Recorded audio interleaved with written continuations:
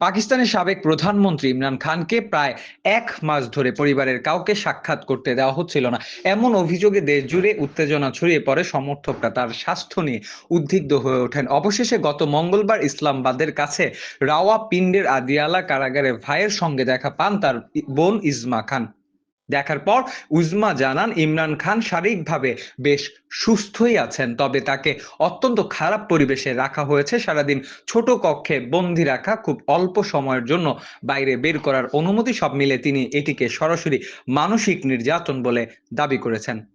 ইমরান খান বর্তমানে আল Kadir trust, তোষাখানা, cipher সহ একাধিক মামলায় দীর্ঘমেয়াদী কারাদণ্ড ভোগ করেছেন। তার স্ত্রী বুশরা বিবি ও আল কাদির মামলায় কারাদণ্ডপ্রাপ্ত, তবে দুষ্পন্থী দুজনেই অভিযোগ অস্বীকার করেছেন।